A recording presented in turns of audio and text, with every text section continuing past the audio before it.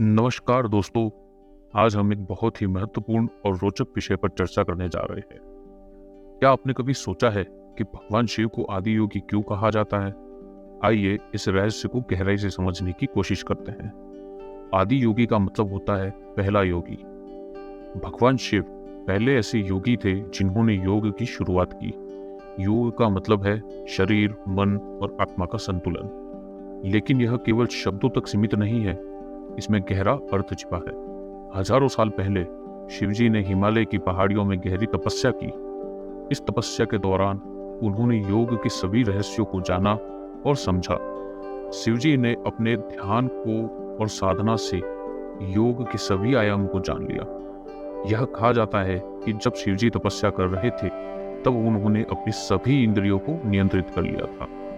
उन्होंने सांस को नियंत्रित करना, ध्यान में लीन रहना और आत्मज्ञान प्राप्त करना सीखा।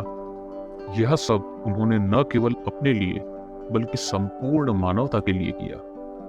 जब शिवजी ने यह ज्ञान प्राप्त कर लिया तब उन्होंने इसे सप्तऋषियों को दिया। सप्तऋषि जो 7 महान ऋषि थे, उन्होंने इस ज्ञान को पूरी दुनिया में फैलाया। सप्तऋषियों ने शिवजी से सीखा कि योग केवल एक शारीरिक अभ्यास नहीं है, बल्कि यह आत्मज्ञान प्राप्त करने का एक मार्ग है।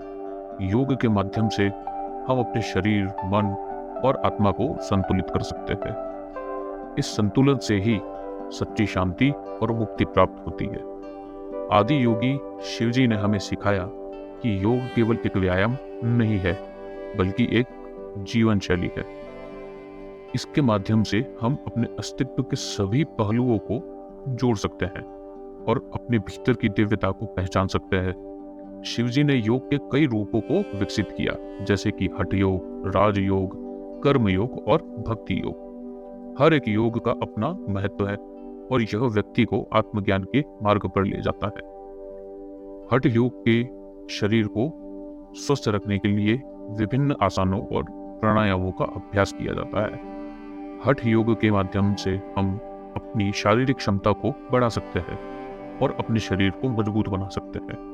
राजयोग में ध्यान और मानसिक संतुलन का अभ्यास किया जाता है, जो व्यक्ति को आत्मज्ञान की दिशा में ले जाता है। राजयोग में ध्यान और मानसिक संतुलन पर जोर दिया जाता है।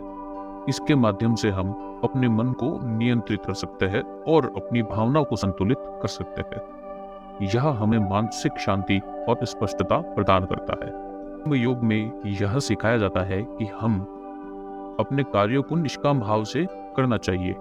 इसका मतलब है कि हमें अपने कार्यों का फल सोचे बिना उन्हें पूरी निष्ठा से करना चाहिए। इससे हमें आंतरिक संतोष और शांति मिलती है। दोस्तों, जैसे हम कर्म योग में अपने कार्यों को बिना किसी फल की चिंता के करते हैं, वैसे ही आप भी इस वीडियो को लाइक और शेयर करें और अपने मित्रों के साथ साझा करें। यह आपका कर्म योग होगा जिसे आप ज्ञान का प्रसार कर सकते हैं। दोस्तों, अगला योग है भक्ति योग। तो भक्ति योग में प्रेम और भक्ति के माध्यम से ईश्वर से जुड़ने की बात की जाती है। इसके माध्यम से हम अपनी आत्मा को ईश्वर के साथ जोड़ सकते हैं और अपने भीतर की दिव्यता को पहचान सकते हैं।